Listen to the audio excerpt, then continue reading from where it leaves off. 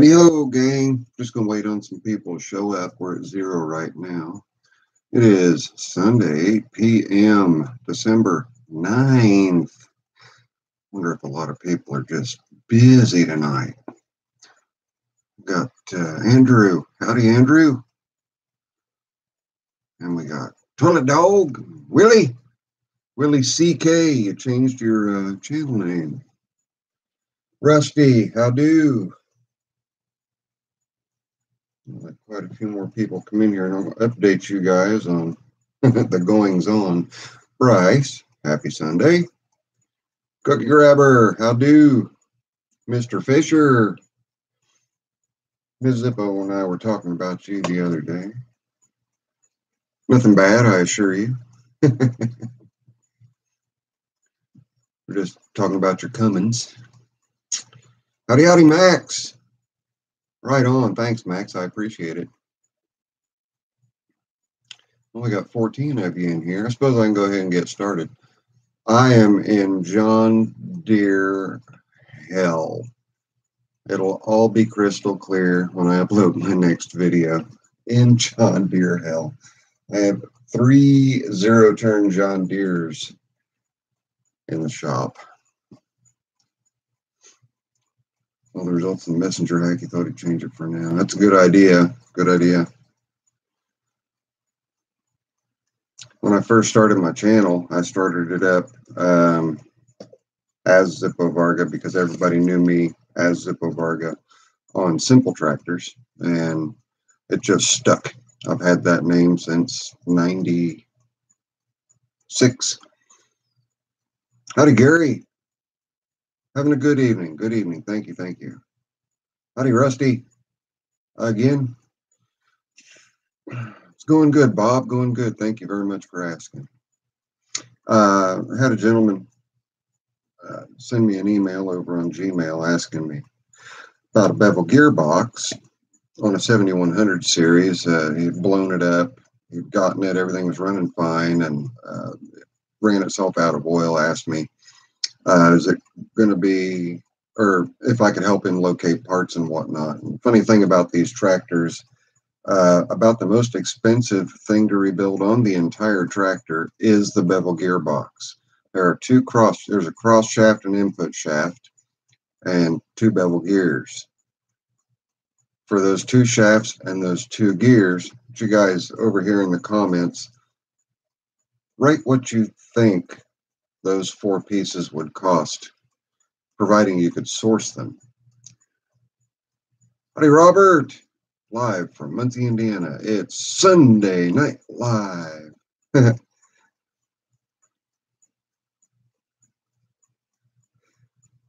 Yeah, Bryce, just on YouTube, type in how to change your channel name on a search, and there's a lot of people that have put videos up on how to do it. Lisa is taking care of her mom right now. I have one guess so far. Toilet Dog guessed $500. Anybody else have a guess what the bevel gearbox on a Simplicity or Alice would cost to rebuild with new parts? Bryce, we got another guess from Bryce. We got 500 and 750. I'll let you both know. Toilet Dog is closest. Channel name can only be changed like 3 times a night. It's actually lower than that, Willie. Or fewer times than that. I think it's 1 time every 90 days up, and then there's a limit, and then you have to wait like 6 months or something silly like that, unless they've changed it. Howdy, Manolo from Florida. Bill Selzer, question: if you use JB weld to patch small holes on a gas tank for your tractor. I would not recommend it. I would recommend, if you know of a good welder, get the tank completely dry, obviously. Is it on one of the older round hood or flat hood Simplicity tractors? Roadrunner puts in 550. Willie put in 475. Willie is now closest. Andrew, you're more than double.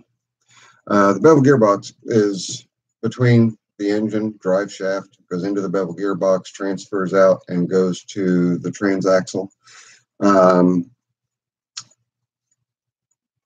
Each of the 4 pieces is $100 a piece or more. Starts at around $100 a piece. So if you guys ever have a bevel gearbox that goes bad, you're honestly much better off just sourcing a good used bevel gearbox. But you have to be careful in that if you have a hydrostat 7100 that's running a Sunstrand, make sure your bevel gearbox has the right cross shaft, because the variable drives versus the shuttles versus the standards versus the hydros, those shafts can vary. But the gears will interchange. So if your shaft is good, but you've got a blown gear, there you go. And then to find the bearings and the seals that are needed for the entire thing, best place in the world to go is sandylakeimp.com. Just like I said it, sandylakeimp.com, and get a hold of Brenda, and Brenda can help you source the kits. She has to put the kit together, but I believe she can still get them together. It's going to run you around $400, and you have shipping involved in that. So Bryce, with his last guess, was closest. Elijah, tell Mama I said howdy. Yeah, they're getting harder and harder to find. Fortunately, the bevel gears can be used in all of them. Well, no, I take that back. There's a couple that have a different cross shaft diameter, where the hole diameter in the ID hole diameter of the bevel gear is different. But yeah, Elijah, you watching me on the big TV? Howdy, Roadrunner. I don't know if I said hello to you already or not. Howdy, Brett. I'm doing all right. Thank you very much for asking. How are you? How is everybody? Bill Seltzer, the gas tank needs cleaned out first. A lot of rust inside. Any ideas on how to get the rust out? Yes. Take a bunch of nuts, not the kind that squirrels eat, but just hex nuts, and either gasoline. I would not recommend gasoline. I usually put either kerosene, diesel, or mineral spirits in the tank and shake the tar out of it. That'll agitate it, and that'll get all that stuff loosened up in there. Then clean it out thoroughly. Oftentimes, if it's on the type of tractor like what I've got, like my 64 Landlord, that type of tank, battery acid will leak down the side of your battery and get between the tank and the battery, and it'll eat it out right there. Or if it's left outside, there's a vent hole in the gas gauge caps. The gas gauge caps, oftentimes the plastic will come off of them, and you'll just have open air. That'll allow moisture and water and whatnot to get in. And also just going between seasons, you'll get moisture that'll condensate in the tank. And ultimately, you're going to rust the tank from the inside out. A lot of times you're going to be fighting a never-ending battle with them. Unfortunately, those tanks are becoming incredibly hard to find. And when you do find one, people are wanting to mint for them. So if that's the type of tank that you're talking about, that's great, Elijah. What you need to do is get as much of the rust out as you can, and take a little ball peen hammer, tiny little ball peen hammer, and just go around the tank, just lightly tap. And you're doing two things. One, you're going to knock potential holes open, which is what you want to do so that you don't wind up with a problem later on. Just lightly tap around the tank, around the affected area. And also listen, the sound, the tin, you're going to hear it. It's going to sound nice and solid, a nice solid sound, and then you're going to hear a different sound. When you hear that different sound, that's where your metal's getting really thin. It's going to sound a lot more tinny. You need to cut the entire affected area out and have somebody weld in a real good solid patch. And then I don't recommend using tank liners on them. That's just my personal I don't like to use tank liners. What you can do, though, is to make sure that you're constantly keeping a gasoline antifreeze or a stabilizer in there that gives you 360 degrees of protection in the dead airspace and keeps moisture out, which will prevent the rust from coming about again. That's how I would fix the tank. Now let me come over here and catch up on some comments here. All right, Bill, I just answered that for you. Elijah, great to hear that you're watching me on the big screen.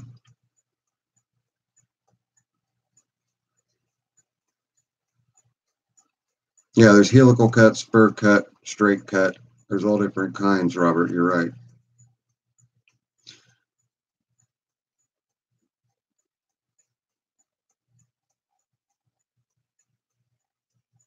Yeah, and I mentioned that to the gentleman who was asking about it, Willie, was the shimming the side so that you can get your engagement right, your in play right. And that's real imperative too if you want those gears to last after you're done rebuilding everything.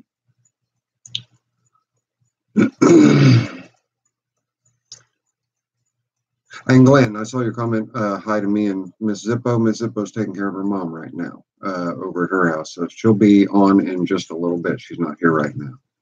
Thank you, Jeffrey. Robert? Oh, Glenn's asking. All right, let me get up here. Zipple. Hi, Zipple, and Miss Lisa. Glenn said Zipple. It's an interesting sounding drink. Zipple. Must be what Robert's talking about. Able to sit up and take nourishment. Dealing with Diego. Brett, what do you? I'm clueless what you're talking about. Jeffrey John, glad to hear that I'm doing well. Yeah. Boo! What's happening? Wild Bill. 64 landlord and the gas cap was no good. Okay, Bill. Yeah, that's a tough pill to swallow. I know your pain. I've dealt with a lot of really bad gas tanks. There was a Sears model that was made, I believe it was the Suburban, that had a very, very, very similar tank, but it was covered by the hood, and they are not prone to rusting out. I might suggest also just looking around and trying to find a decent tank.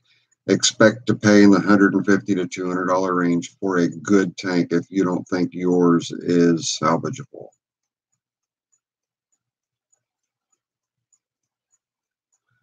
Hey, hey. Somebody else in the house that I just saw, Mr. Rural King, Road King himself, Rural King, Mr. Road King himself. And there's Terry. It's Memorex, Terry. WTBM is Terry, guys. Howdy do, kind sir. And we got 88 Dotson 720 in. I haven't seen him in forever. And we've got Wayne Cherry in too. Mr. Grinchy himself. Well, we got a great group of guys in here tonight. All right. And Mr. Wood. He made it this week. He apologized for not being able to make it last week. Mr. Palvis is also here. How do, kind sir? For $200, I will fix it somehow. Yeah, they're silly expensive, but that's because they're so prone to rusting out, Bill. The Sears Suburban, Sears Parts Direct has new ones for $100 or less. Okay, I believe it's the Suburban, Terry. I'm not absolutely positive, but I do know the gas cap is just slightly where the gas neck is just slightly off. And also where the fuel petcock is a little bit off. But if it's not a show queen, oh, awesome, Mr. Palvis. Thank you. If it's not a show queen, you can drill a new hole for the fuel petcock in the dash subframe support. And that will allow you to the few that I've come across, Terry, have been good and clean. Maybe they were just stored right. But I do know that my simplicity and Alice Chalmers tanks, they really, really suffer. In fact, I've got one sitting outside. It's been, I mean, it's completely covered, but I need to make sure it's okay. They used to make steel insecticide fogger liquid tanks in a shape similar to the metal gas tanks. Yeah, you're right about that, Robert. These tanks are rectangular in size. It's actually two stamped halves, and they're soldered together in half, and they've got an interesting shape. I've been fortunate, Terry.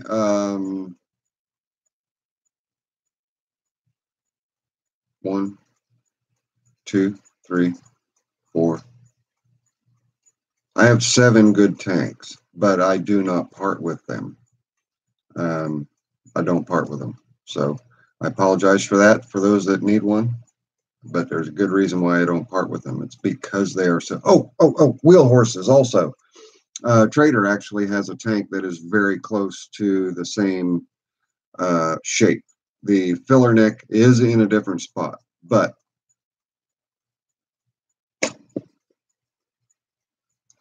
lot of times what you can do in that case is cut the top of the tank of your Simplicity tank off, cut the bottom half of your wheel horse tank off, because they won't rust. They're covered up all the time too, and put it together. Is it better to build an old Briggs or buy Predator 212 for a go-kart build? Well, Brett, that all depends. There are wonderful things to say about both engines. The Predator 212s are inexpensive. You can pick them up for 99 bucks all day long. You can go to Go Power Sports and get just about anything that you could ever imagine to build up those Predator 212s into being just monsters of horsepower for as small as they are. With Briggs, you can build the little 5 horses up to be monsters of horsepower also, but at a higher expense. So I'm a Briggs guy. I much prefer a good old USA made engine. So that's where I would lean, is I would say Briggs and Stratton, but no harm, no foul if you decide you want a Predator engine, because those Predator engines are very good engines. Yeah, and the 212 probably does weigh a little bit less too, especially if you're going to be pulling the tank off. Elijah is working on a B10 in the shop with a cracked axle tube. Told the customer I'd ask what his best route would be. What do you think would be the best? Zip? Honest opinion. Honest opinion?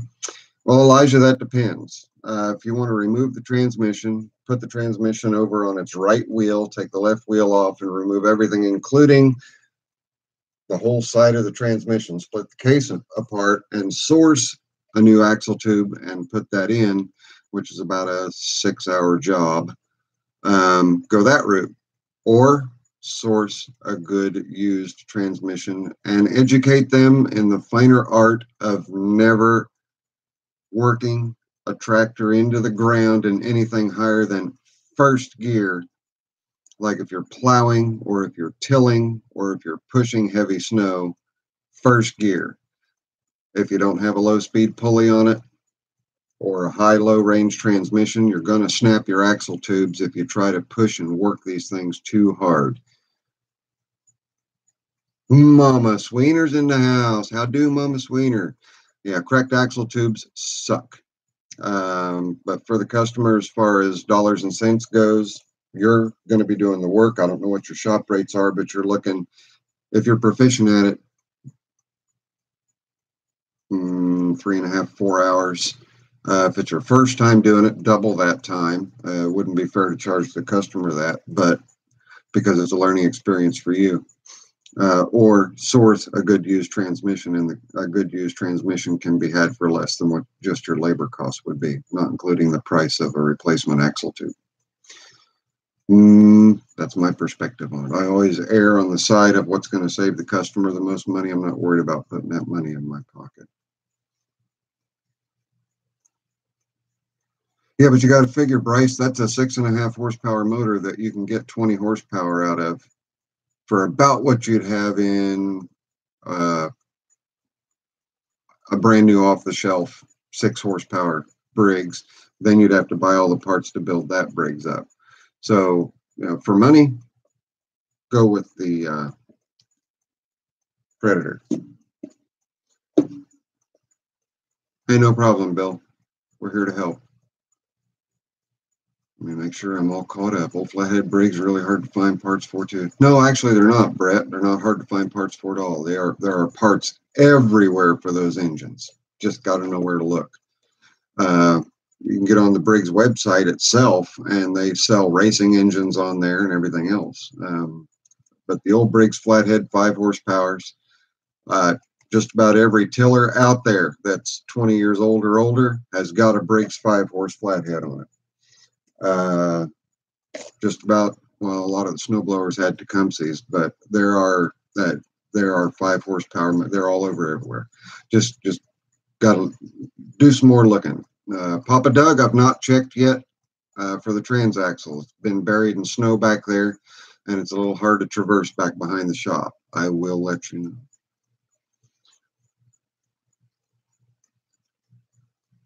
Okay, Robert.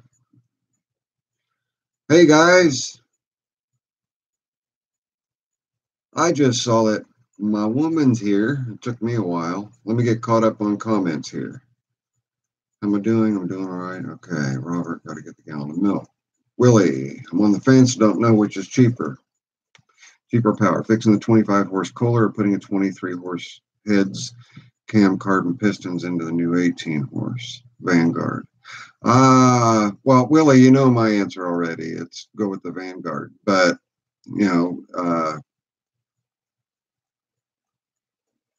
depending on what's wrong with the 25-horse Kohler, you may just go that route. And hi, honey. I missed you. I hope mom's okay.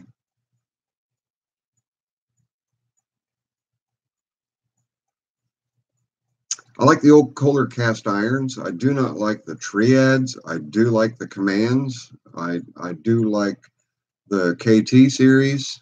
There's a lot of Kohlers I do like.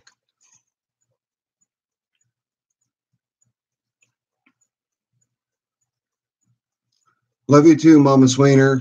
Thank you very, very much for stopping in. Howdy, Dave. I don't think I saw you earlier. Speed costs money. How fast do you want to go? How fast do you want to go? I'll email you when I do check, Doug. I'm sorry I'm not quick on it, but I'm silly busy out there in the shop. I've got a total of 6 zero turns to work on. I've got 3 of them out here now. All 3 of them are John Deere's.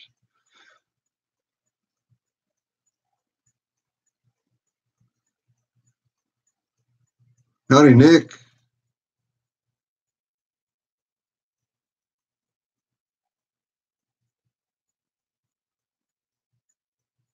Are Intex junk? Intex aren't junk, but you do have to know how to take care of an Intec. Primarily an Intec V-twin. Just got to make sure you take that blower housing off and keep those air passages clear, and keep oil in them. No. Hiya, Mike. Snapped the pivot point off your snowplow today and had to weld in the wet snow. Ugh. How in the world did you snap the? Did you hit something? 720? Oh yeah, Vanguards are just, yeah.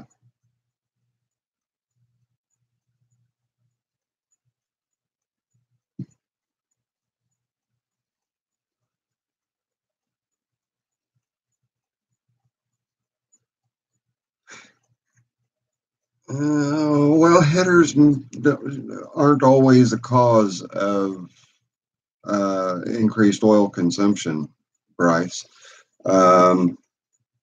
It could be crankcase blow-by. It could be a number of things causing your oil consumption. It may even be a blown head gasket. Really, look at a Kohler the wrong way and it costs you. Big problem is Briggs sleeves Kohler spray coating. Yeah. I don't like. Their single piece engine, the Triad, that is all one piece of aluminum that the heads are integrated into the block and they press the sleeves into the bottom. Those things are just riddled with problems. Those Triads. You're lucky to get 500 hours on one. And that's being really, really careful with it. Colin, random question. Can you replace a Briggs 3-leg coil with a modern coil? If an old Briggs Model 6, it needs a coil, and new to these also you just found your channel and subscribe. Thank you very, very much for the subscription, Colin. No, you cannot. Unfortunately, the way the magnets on the flywheel are polarized, you're not able to do that. But you can still find those 3-leg coils. They used them on a wide platform of engine series from the Model 8, Model 14, later Model 23s. They used them on the small end, the low horsepower end, 1 to 5 horsepower, and then up as high as 9 horsepower. Just get on the Briggs site, collector site on Facebook, and also just do general searches. And if you will email me at zippovarga@gmail.com, I can get you a part number. Howdy, Zeke. We've got just under 40 people in here tonight. BC, how do?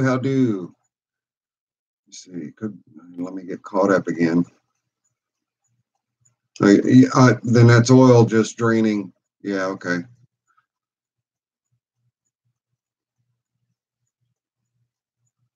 I'm thinking, Bryce.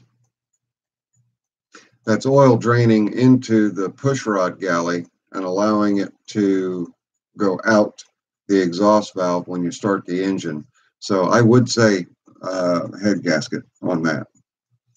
Wait until you have the pleasure of working on a plastic generator. Yeah, you told me about that last week, Mike. I don't think I'm looking forward to it. I don't think I'm looking forward to it at all. Yeah, the head should be fine. The gasket may be blown. And they don't have to be blown to where they won't run or you lose compression. They just get a tiny little breach, and because the boss is just so thin between the cylinder and the pushrod galley that that's the weak point, and it will allow oil to escape and get over in the pushrod galley, and then that oil it goes the other way. It comes from the pushrod galley and gets into the cylinder and then gets blown out the exhaust. Sleeve can be board coating, wear through. Could be a plug vent, your breather would suck the oil out of the crankcase. That too, Glenn. Your crankcase vent could also be a problem, Bryce.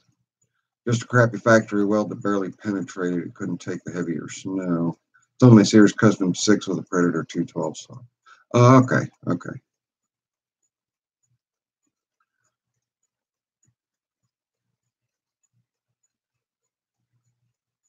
Oh, I just went up too far. Hang on. Can you just turn the coil around to fix the polarization?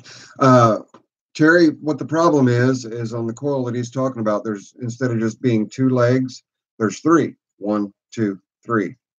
And the way the magnets are set up on those types of engines that use those 3 legs, a 2-leg coil will not work. You can't, I mean, you can put points eliminator in place of the points, but you can't take and put a 2-leg coil in where that 3-leg coil is.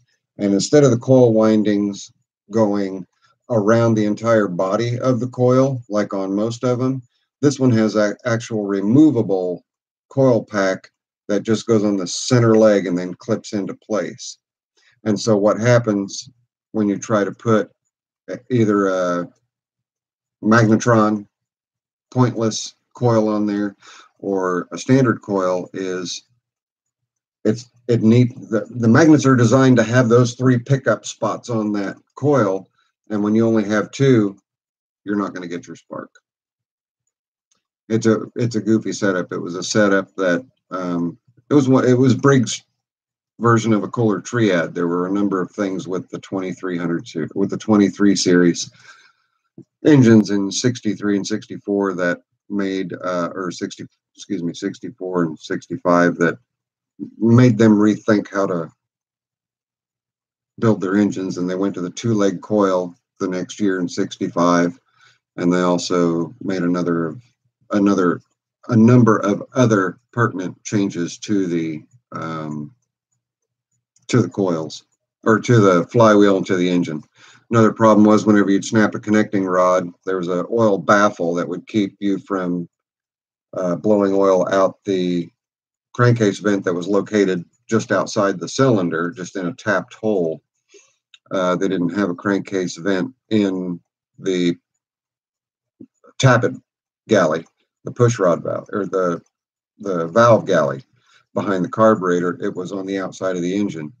And you'd snap a connecting rod, and that partition, to keep the oil from just going right up and out the crankcase vent, that partition would get snapped off.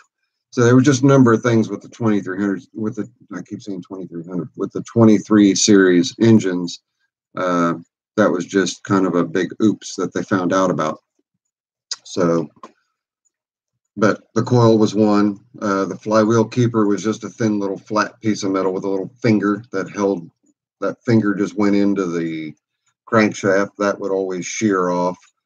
And then the oil galley, the oil boss that was inside the engine, that would break off. Just a number of little things like that. Let me get caught up here. You can't toil. Yeah, okay, I answered that. Howdy, BC. Yes, I said hello, Mr. Doug. Should I have an email here, I think.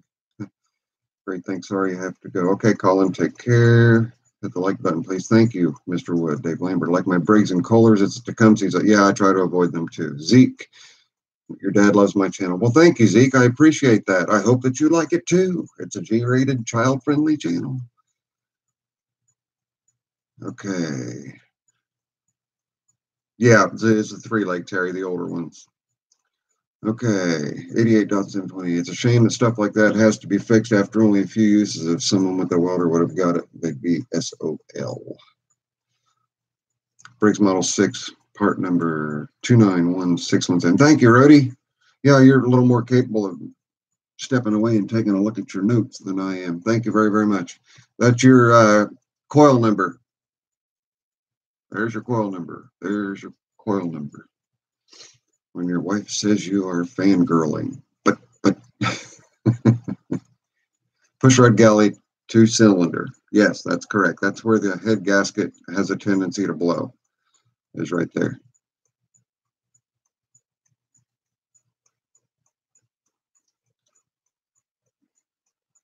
Have you seen those 3 legs that I'm talking about, Terry? You know what I'm talking about. Some of the older, like the Briggs Model 8s, some of the Model 14s, stuff like that. They had that 3-leg coil, and they were good coils. No problems with the coils at all.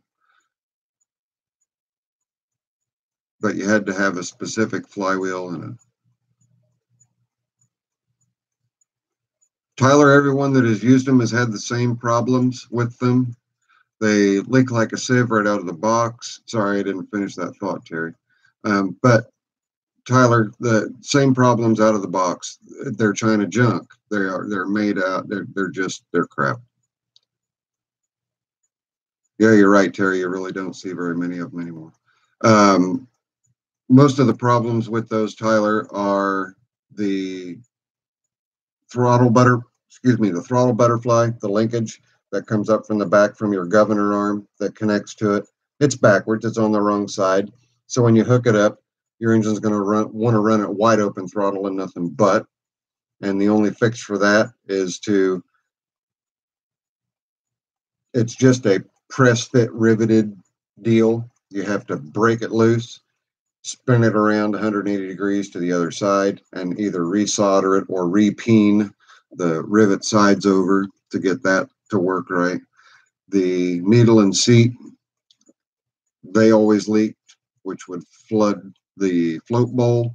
And another problem that they have is that the emulsion tube to the carb body they don't seat right, and it's almost impossible. I've heard a lot of guys say, that it's a $25 paperweight. They were never able to get them to stop leaking. Every once in a great while, I hear a good story where someone has said, I got one of those Chinese carbs. It ran great right out of the box, and I've been using it for a couple of years now with no issues at all. That's a rare occurrence. Get a good used rebuilt Briggs or rebuild the one you have. There's very few parts in them. And unless something has already been broken or boogered up in it, they can be rebuilt. You can buy kits for them to rebuild them. If it's a complete carburetor, rebuild it. I've got extensive videos on rebuilding those carburetors. Let me get caught up again. That's my answer, Tyler. Stay away from them. I hope that helps and it doesn't sound too biased, but they are really not good carburetors. BC, had a factory blade, deck, and wheel weights on your old Landlord. That's a great find. Rear wheel weights, I assume, or did you also have front wheel weights? Andrew, wife is from Indiana too. Well, I was actually born and raised on the East Coast. I was born in Wilmington, Delaware, Wilmington General Hospital. Lived in Delaware and New Jersey and Pennsylvania in that tri-state area till I graduated high school, went into the Navy, and then relocated out here in 1988. But my family originates from here. They've been out here for generations. So this has always been home. Mike, you've used the China carbs in a pinch. They work okay, but don't expect them to last a long time. They are kind of finicky. Okay, Mike, are you talking about the late model ones, or are you talking about the early flow jet type that would go on a cast iron? I believe that's what this gentleman's talking about, that Tyler's talking about, because they are just, they're horrible. I have used the later model. You can't get anything but a China made from Briggs now. Briggs and Stratton makes all their carburetors in China now, which sucks. But the Briggs made China carburetors. I've not had any bad luck out of those. But the China knockoff updraft carburetors for the old cast iron engines, stay away from them. That's just my opinion. Question. Andrew asked, can click it and stick it, put your model and serial number on the decals when they reproduce them? Yeah, you can ask Corey or Nathan if they would do that for you. I'm sure they would. But the thing is, I mean, if you know your serial number, then yes, just let them know. Yeah, just let them know. And just if you're probably going to talk to Nathan, just tell Nathan Zippo asked you if you could do it for him or do it for you.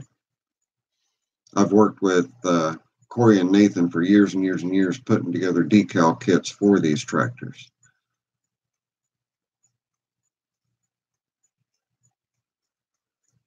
Any idea why big cast iron Briggs run rich idling less than 1,000 RPMs?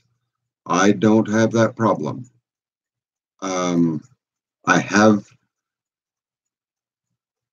worked on them where they've come in and they say they won't run on anything but fourth 1/4 throttle or better, and I tune the carb and get rid of the rich running condition. Your idle set screw for your RPM should be set at 1100 RPM. That should be as slow as the engine's running because it's a oil splash system. You need to circulate that oil. So running at less than 1,000 RPM isn't healthy for it to begin with. Plus, it's air cooled. That's number one. Number two, if you get the idle air screw adjusted just right, you're not going to run rich because it won't have enough vacuum to pull from the main jet. You're just going to be running directly off of the idle set screw until you give it some throttle, and then you're going to start pulling up the emulsion tube and actually running off the main. That's my answer to Willie's. Okay.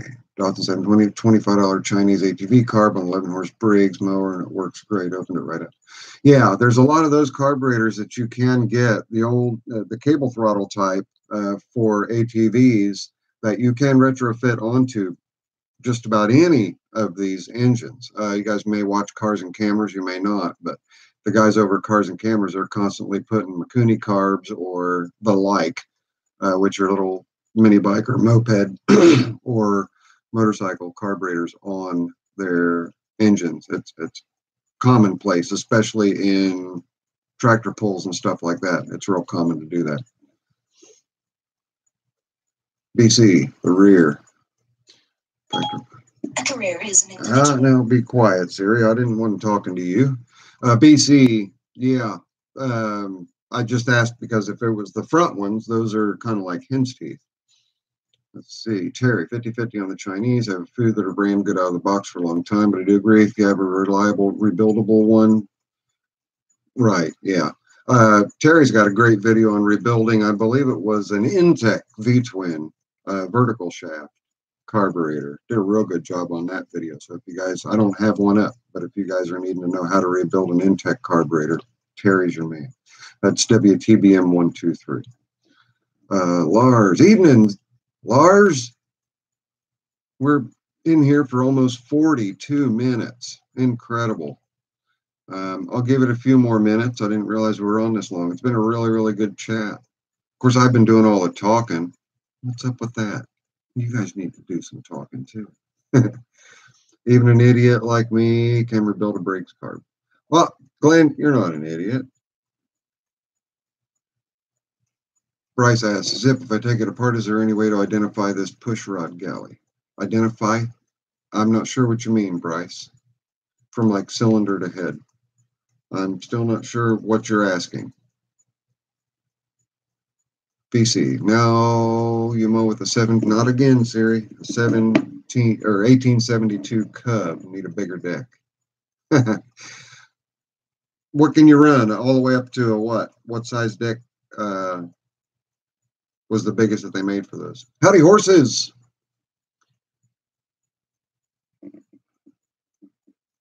Chinese paperweights. Chinese paper. Oh, yeah. Yeah. I've gotten a lot. I've had a lot of people come in that already have the Chinese paperweights. Howdy, troll. Remember, made in Japan was considered cheap. Now that's quality. Yeah, made in Japan's quality. In fact, I've considered made in Japan quality, for the last 40 years versus the air passages that I'm talking about. All right, Bryce, I'm not clear on what question it is that you're asking as far as you're talking about where's the oil coming from, I'm assuming. There's a breach in the head gasket between the oil galley, or excuse me, between the pushrod galley and the cylinder itself. There's a breach in a really thin spot of the gasket. I think that's what you're talking about. Mike the Tractor Guy says, I put one, the 725 and it runs fine. Didn't want to go that route and still may track down a real brakes carb. The original carb was too far gone after sitting 30 years. Mike, I've got you covered. BC, found YouTube like 9 years ago and you're restoring that old simplicity. That's awesome. Fantastic. 9 years ago. Oh, good Lord. Yeah, I've been on for 11 years. Wow. 1200 idle on a big brakes caster. It's 1100 idle and 3600 max. I tend to err on the side of caution, like you're probably suggesting here with the older engines. I run them a little higher on their idle speed and actually a little like 3400 on max RPM. Milling machine projects on the horizon. Lars. Well, I'm going to do one silly little thing. I made this scribe and I'm going to mill just one surface down enough so that I can use my letter stamps on it. Bob, take it easy. I will see you next week. Howdy, Bob Hop. But so far there isn't anything that has come up that has required me to fire up the mill.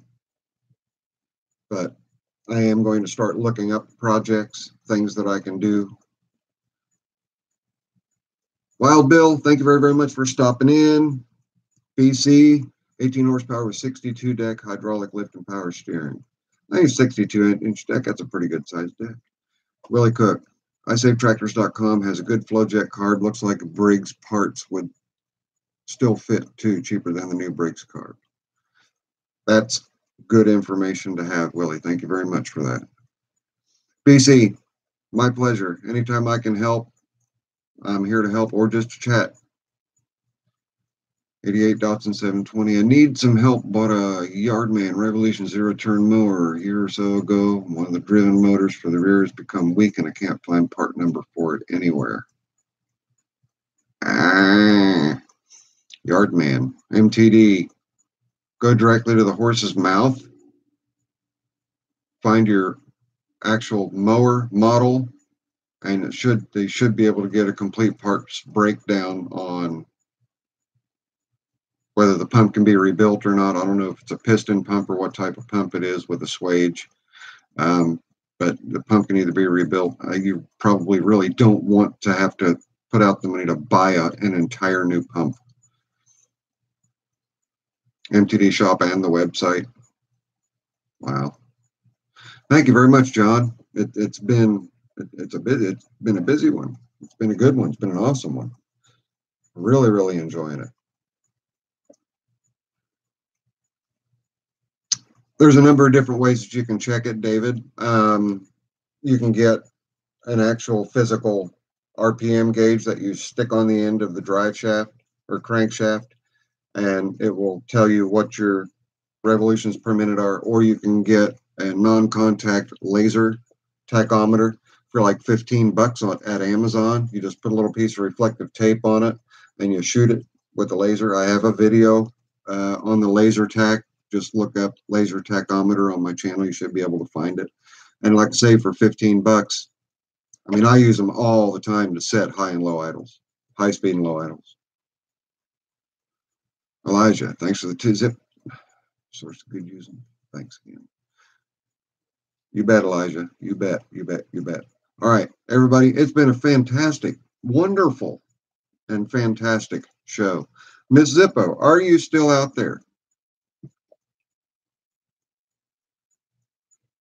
Yeah, the laser works really well, Dave. Miss Zippo, are you there? We're getting ready to shut her down. There she is. Getting ready to close her out, guys. I wanted to make sure Miss Zippo had a chance to say goodbye to y'all and that y'all had a chance to say goodbye to Miss Zippo. Mr. Willie, I'll see you. It was a really good one tonight, Max. I agree. It was a great one. Guy who bought it from him said it was the same pump they used in X-Mark, but you don't know how true that is. Yeah, I'm driving blind on it without being hands-on at 720. Try to send me an email. It's in the description of all of my videos. Send me an email with photographs of all of your ID tags. Let me see what I can track down for you. Mr. Wood, good night. Mike, good night. Road King, I miss you every second of every single day. Dave, good night. Lars, take care. 88, take care.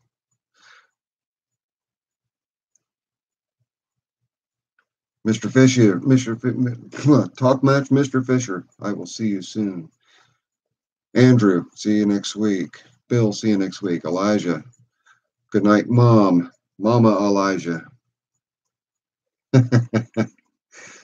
RPM gauge with the little wire sticking out that vibrates. You can use those too. Those are crazy, aren't they? Yeah, that's vintage RPM gauge there. I think Road King's got one of those. And you can also buy the digital tacks that they sell at hardware stores. It just takes a induction pickup on the coil wire that'll give you your RPM. David, you're welcome. Have a good night. Everybody, it's been great. It's been a good one. Jeffrey, take care. I will see you guys next Sunday, possibly even the Sunday after that. And then we're Christmas bound. So we'll see y'all on the next one. Have a good night. Love y'all. I'm out.